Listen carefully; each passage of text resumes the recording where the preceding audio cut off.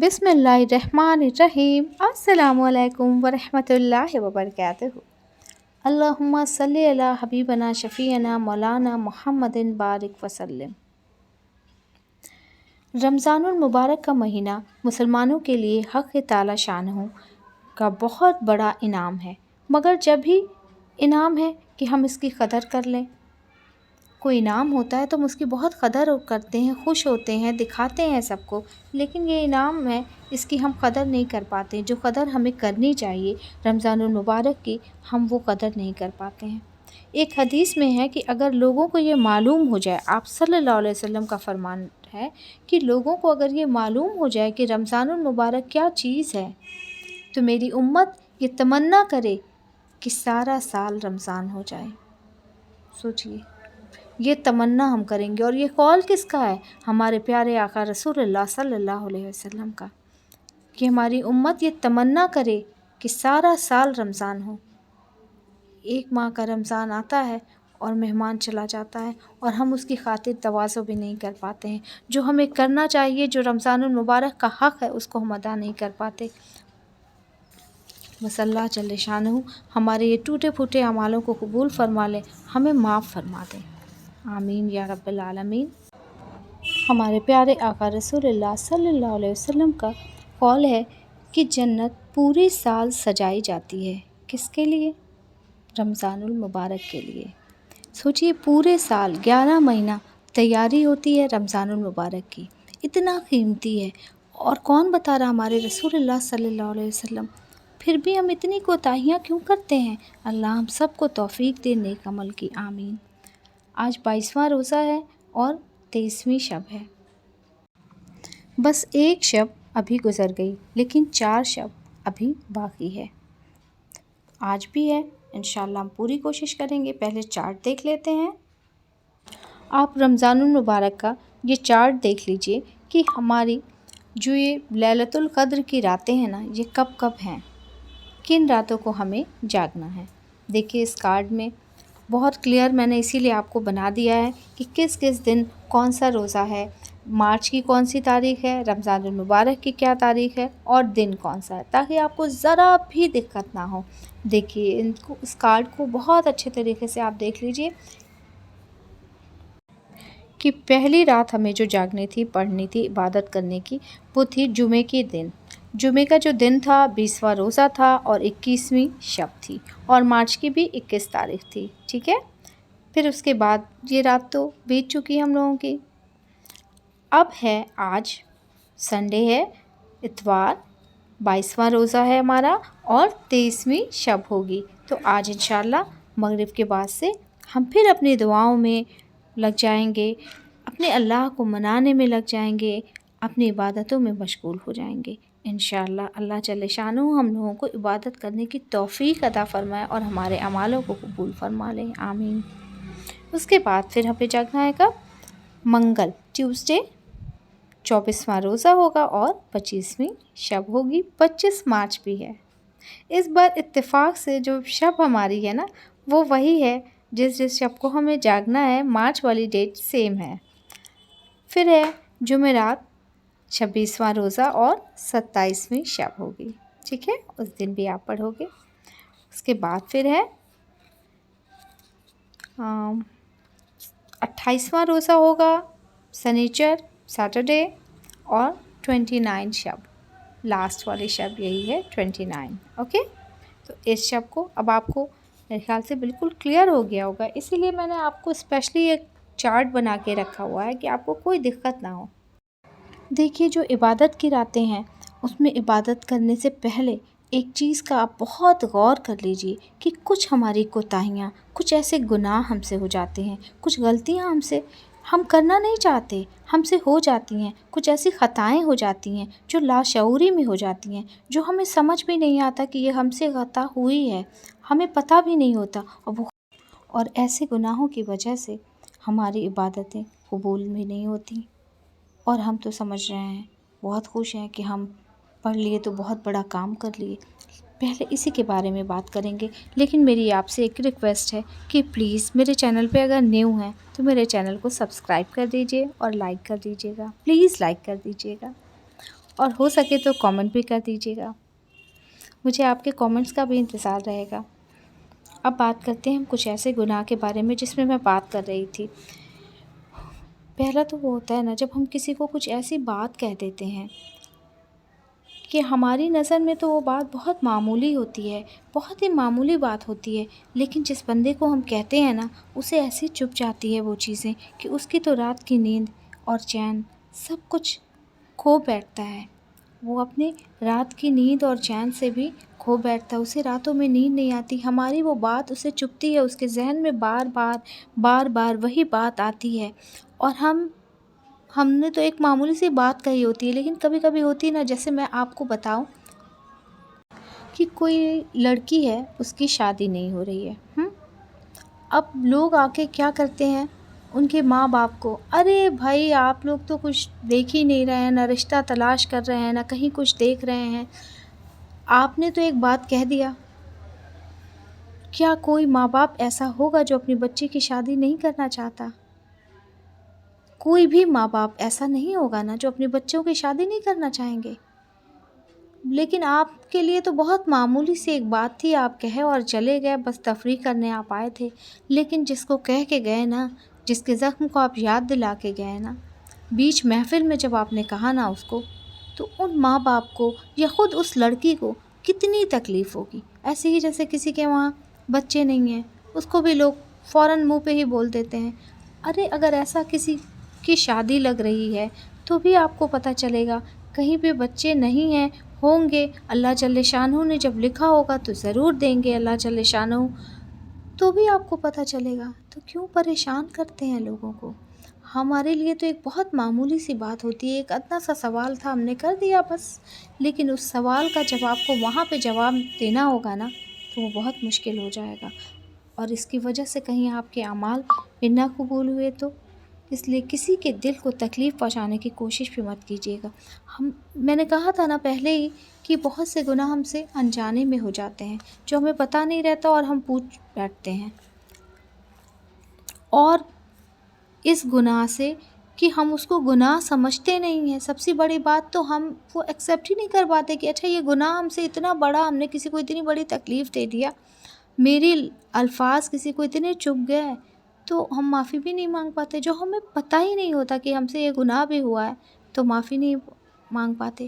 اللہ جل شانہ ہم سب کو حفاظت فرمائے، ہماری زبانوں کی حفاظت فرمائے۔ اور بھی بہت سے گناہ ہیں، جیسے سود لینا ایک بہت بڑا گناہ ہے، شراب پینا، شراب کو کہتے ہیں نا ساری برائیوں کی ماں کہا گیا ہے، جڑ ہے شراب۔ جب انسان شراب کے نشے میں ہوتا ہے تو اسے تو ہوش ہی نہیں ہوتا نا کہ وہ کیا کر رہا ہے، کیا کہہ رہا ہے، اسی لیے شراب سے بھی ایک دم دور رہیں۔ اور نماز کو چھوڑنا، یہ خود بہت بڑا گناہ ہے، نماز کو چھوڑنا، اللہ ہم سب کو نماز پڑھنے والا بنائے، آمین۔ اور آج کل بہت زیادہ گھروں میں دیکھیے تصویر لگانے کا، گھروں کو ہوتا نا ڈیکوریشن، ہم سجانا ہے، اس طرح سنوارنا ہے، یہ کرنا وہ کرنا، ٹھیک ہے، لیکن ضروری نہیں کہ آپ کسی کی تصویر لگا کے ہی سجائیے۔ بہت سے جگہ پہ ہے کسی انسانوں کی خود کی تصویر ایک بڑی سی اس میں فریم کرایا اور سامنے لگ گئی، فرشتے اس گھر میں نہیں آتے ہیں جہاں تصویر ہوتی ہے۔ کچھ نہیں ملا، میں نے کئی جگہ دیکھا ہے 4-5 ہارس، گھوڑے لائن سے لگے ہوئے ہیں، تصویر میں کھڑے ہیں گھوڑے، مطلب وہ دوڑنے والا جو ایکشن ہوتا ہے وہ لگی ہوئی ہے، ارے اس سے کیا آپ کو مل رہا ہے؟ گھوڑے کی تصویر، کسی انسان کی تصویر، کسی مخلوق کی تصویر نہیں لگانا چاہیے، کسی بھی جاندار کی تصویر نہیں لگانا چاہیے، بہت بڑا گناہ ہے۔ آپ صلی اللہ علیہ وسلم کا ارشاد مبارکہ ہے کہ سب سے سخت عذاب قیامت میں تصویر والوں سے ہوگا، جو تصویر والے ہیں نا ان پہ سب سے بڑا عذاب ہوگا، لیکن اسے گناہ ہی نہیں سمجھ رہے ہیں، لگا رکھا ہے، آرام سے گھر میں سجایا، وہی زینت بنی ہوئی ہے۔ پھر جب بچے وہی چیز دیکھ کے بڑے ہوتے ہیں، بچے بھی اسی طرح اپنے روم میں بھی کچھ نہیں، ایک چھوٹے سے بیبی کی فوٹو لگی ہوئی ہے، چاہے آپ کا خود کا بیبی ہو یا کسی اور بیبی کی لگا دیا، بس لگی ہے۔ تو ہم اپنے آپ پہ نہیں خیال رکھتے ہیں، ہمیں پہلے ان سب چیزوں کا بھی خیال رکھنا چاہیے نا۔ بہت سارے، میں نے کہا نا، بہت سے گناہ، اب اسے کوئی گناہ نہیں سمجھ رہا تب تو سجائے ہوئے ہیں، اس کو ہٹانا چاہیے۔ ڈیکوریشن کے لیے بہت ساری چیزیں ہیں نا، پھول ہیں، پتیاں ہیں، فلاورس کے بھی تو آتے ہیں، اسٹیکرس آتے ہیں، کیلنڈرس آتے ہیں، بہت اچھے اچھے آتے ہیں، کلمہ لکھا ہوا آتا ہے، اس کو آپ لگائیے۔ یہ گھوڑے، ہاتھی، بلی خود کی کیا ہے؟ پھر ایک اور میں بتاؤں، رشتہ داری کو توڑنا۔ رشتہ داری کو توڑنا بہت بڑا گناہ ہے کہ آج کل چھوٹی چھوٹی بات پہ، ذرا سی بات پہ لوگ ایک دم قطع رحمی کر لیتے ہیں۔ نہیں، اب ان سے ہمارا مرنا جینا کچھ بھی نہیں، اب کسی میں بھی شامل نہیں ہوں گے، بات نہیں کریں گے، شکل نہیں دیکھیں گے۔ کیوں؟ رشتہ داری نہیں توڑنا چاہیے، اللہ کے وہاں بہت پکڑ ہے۔ رشتہ داری وہاں جھگڑے گی کہ اللہ اس نے ہمیں توڑ دیا تھا، اس کو توڑ دیجیے، اور جو جوڑے رکھے گا اللہ اسے جوڑ دیں گے۔ آپ صلی اللہ علیہ وسلم کا فرمان ہے کہ جس نے خونی رشتے توڑے وہ جنت میں داخل نہیں ہوگا۔ اب آپ سمجھ لیجئے، میں نے اسی لیے نہ کہا کہ یہ جو عبادت ہے اس میں بہت ضروری ہے آپ کو یہ بھی سمجھنا کہ پہلے ان چیزوں سے بھی ہم دور ہو جائیں۔ عبادت تو ہمیں پتہ ہے کہ ہم یہ عبادت کر لیں گے، میں ابھی آپ کو کون سی عبادت کرنا میں یہ بھی بتاؤں گی، لیکن اس کے بارے میں تو پہلے سنیے کیا کہا آپ صلی اللہ علیہ وسلم نے کہ جس نے خونی رشتے توڑے ہیں وہ جنت میں داخل نہیں ہوگا۔ سوچئے، خونی رشتے توڑنے کا کتنا بڑا گناہ ہے کہ جنت میں داخل نہیں ہوگا۔ تو اس لیے میرے عزیز بھائی بہنوں، اگر کسی سے ناراض ہو تو اسے منا لو، کسی سے ناراض ہو آپ معاف کر دو، کوئی آپ سے ناراض ہے تو اسے منا لو، مت توڑیے رشتہ داری، مت توڑیے پلیز۔ جب آپ ابھی تک پتہ نہیں تھا، اللہ معاف کرے، لیکن اگر اب پتہ ہو گیا ہے تو پلیز جس سے بھی آپ کی قطع رحمی ہے، جس سے بھی آپ ناراض ہیں، اس کو معاف کر دیجئے۔ جتنے جلدی آپ معاف کریں گے نا، اللہ جل شانہ بھی آپ کو اتنے جلدی آپ کے گناہوں پہ معاف کر دیں گے، پردہ ڈال دیں گے۔ پھر ہے والدین کی نافرمانی۔ والدین مطلب ماں اور باپ دونوں اس میں آتے ہیں، ان کی نافرمانی کی بھی سزا۔ اچھا، ساری سزائیں تو وہاں پہ ملیں گی جو مومن ہوں گے نا، جو ہماری سزائیں ہوں گی وہ وہاں ملے گی، لیکن ماں باپ سے نافرمانی کی سزا نا دنیا میں ہی ملنا شروع ہو جاتی ہے۔ ماں باپ سے نافرمانی کی سزا جو ہے نا وہ دنیا میں ہی ملنے لگتی ہے، یہیں سے شروع ہو جاتا ہے وہ عذاب۔ بس سمجھ میں نہ آئے وہ بات الگ ہے۔ جب تک آپ ماں باپ کا ہاتھ پکڑ کے چلیں گے نا تو راستے سیدھے رہیں گے، اور جب آپ والدین کا ہاتھ چھوڑیں گے نا وہیں سے ٹیڑھے میڑھے سے راستے ہونے لگیں گے۔ اور یہ ان سے پوچھئے نا جن کے پاس نہیں ہے، جن کے پاس نہیں ہے نا ماں باپ، ایسا لگتا ہے نا کہ بہت تیز دھوپ ہے اور ہم اس میں کھڑے ہوئے ہیں۔ وہ سایہ جب چھن جاتا ہے نا تب احساس ہوتا ہے کہ ہم نے کیا کھو دیا۔ اس لیے میرے عزیز بھائی بہنوں، آپ کے ماں باپ ہیں تو آپ ان کی قدر کر لیجئے، اپنے ماں باپ کی قدر کر لیجئے۔ ماں باپ بہت قیمتی چیز ہے، اللہ جل شانہ کا بہت بڑا تحفہ ہے ماں باپ۔ بہت سے لوگ اپنے ماں باپ کے ساتھ اچھا سلوک نہیں کرتے، تو دیکھیے ماں باپ کو بھی منا لیجئے، راضی رکھ لیجئے۔ کہتے ہیں نا کہ باپ کی رضا میں اللہ کی رضا ہے۔ سوچئے کتنا بڑا باپ کو مقام دیا گیا ہے نا، باپ کی رضا میں اللہ کی رضا ہے، اور ماں کے قدموں تلے جنت ہے، تو باپ جنت کا دروازہ ہے۔ ماں کے قدموں تلے جنت ہے اور باپ جنت کا دروازہ ہے۔ حضرت سلمان رضی اللہ تعالیٰ عنہ کہتے ہیں کہ نبی کریم صلی اللہ علیہ وسلم نے شعبان کی آخری تاریخ میں ہم لوگوں کو واعظ فرمایا کہ تمہارے اوپر ایک مہینہ آ رہا ہے جو بہت بڑا مہینہ ہے، بہت مبارک مہینہ ہے، اس میں ایک رات ہے شب قدر جو 1000 مہینوں سے بڑھ کے ہے۔ اس رات کو دیکھیں، آپ صلی اللہ علیہ وسلم نے بھی بتایا، اور اس کے پہلے جو میری ویڈیو آئی تھی اس میں بھی میں نے بتایا تھا کہ اللہ جل شانہ نے خود اس کی کتنی بڑی فضیلت بتائی تھی اس رات۔ اور حضرت سلمان رضی اللہ تعالیٰ عنہ آگے فرماتے ہیں کہ جو شخص اس مہینے میں کسی نیکی کے ساتھ اللہ کا قرب حاصل کرے ایسا ہے جیسے کہ غیر رمضان میں فرض ادا کرے۔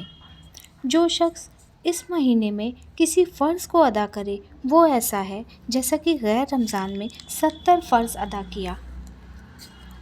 یہ مہینہ صبر کا ہے، صبر کا بدلہ جنت ہے۔ یہ مہینہ صبر کا ہے اور صبر کا بدلہ جنت ہے۔ یہ مہینہ لوگوں کے ساتھ غمخواری کرنے کا ہے۔ اس مہینے میں مومن کا رزق بڑھا دیا جاتا ہے۔ بے شک ہم سب کو اللہ جل شانہ کتنا عمدہ کھانا، عمدہ لباس، سب کچھ عطا کرتے ہیں، لیکن ہم اللہ جل شانہ کا شکر نہیں ادا کر پاتے۔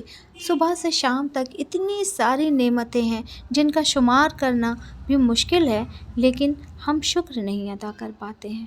اس میں سے کسی ایک نعمت کا بھی ہم نہیں شکر ادا کر پاتے ہیں، اور ہم امید کرتے ہیں کہ اللہ جل شانہ ہمیں اتنا سب کچھ دے، جنت کی اور ہر ایک چیز کی ہم امید لگائے بیٹھے ہیں، لیکن ہمارے اعمال ایسے ہیں، اس لائق ہیں، کہیں سے بھی نہیں لگتا ہے نا۔ آپ صلی اللہ علیہ وسلم نے فرمایا جو شخص کسی کو روزہ افطار کرائے اس کے گناہوں کو معاف ہونے اور آگ سے خلاصی کا سبب ہوگا۔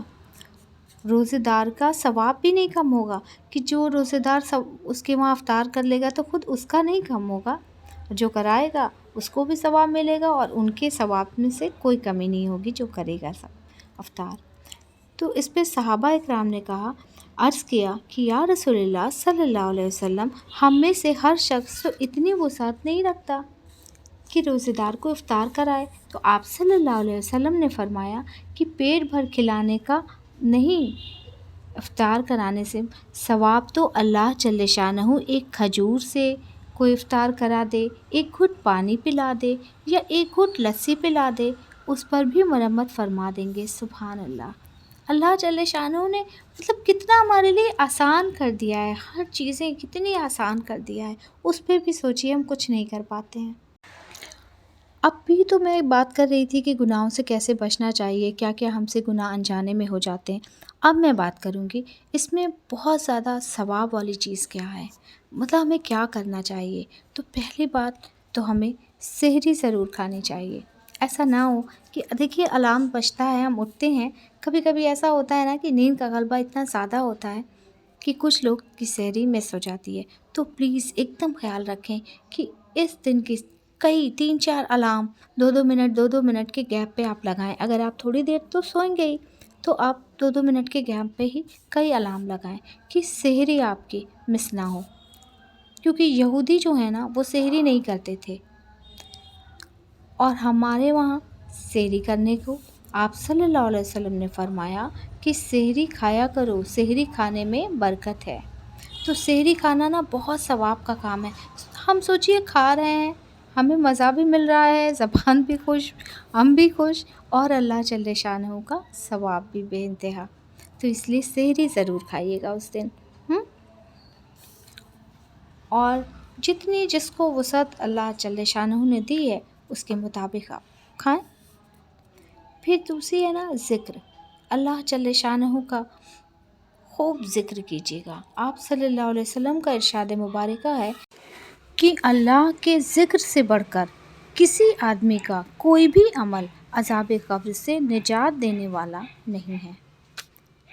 آپ صلی اللہ علیہ وسلم کا ارشاد مبارکہ ہے کہ اللہ کے ذکر سے بڑھ کر کسی آدمی کا کوئی بھی عمل عذاب قبر سے نجات دینے والا نہیں ہے۔ دیکھیے اللہ جل شانہ کا اس لیے خوب ذکر کیجیے گا۔ ایسے ذکر میں آپ کلمہ پڑھ لیجیے گا، دوسرا کلمہ پڑھ لیجیے گا، استغفار کر لیجیے گا، اور سبحان اللہ و بحمدہ سبحان اللہ العظیم، یہ بہت ہی وزنی کلمات ہیں۔ اس کلمے کو نا جب نام اعمال میں تولے جائیں گے تو بہت وزنی ہوں گے یہ کلمات، اس لیے اس کو خوب ورد کیجیے گا، اور اپنی انگلیوں پہ کوشش کریں نا آپ کی اپنی انگلیوں پہ پڑھیے گا، ٹھیک ہے؟ اس پہ ہوگا نا کہ آپ کی انگلیوں کو پڑھنے پہ جب پوچھا جائے گا، وہاں پہ زبان کو بند کر دیا جائے گا قیامت میں جب پوچھا جائے گا تو باقی اعضاء سے پوچھا جائے گا کہ کون کون سے گناہ کیے، تو ہر اعضا بتائے گا، کون سے نیک عمل کیے وہ بھی اعضا بتائیں گے۔ تو اس وجہ سے اپنی انگلیوں پہ کیجیے گا، ٹھیک ہے۔ اور جیسے یہ کلمات جو ہیں، سبحان اللہ و بحمدہ عدد خلقہ و رضا نفسہ و زینت عرشہ و مداد کلماتہ، اگر یہ آپ کو یاد ہو تو اس کا بے انتہا ثواب ہے، تو اسے بھی ضرور سے پڑھیے گا۔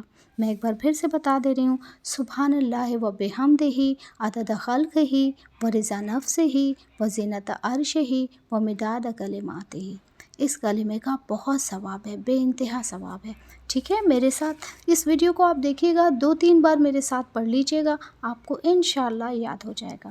کوئی بہت بڑی نہیں ہے، چھوٹی سی تو ہے۔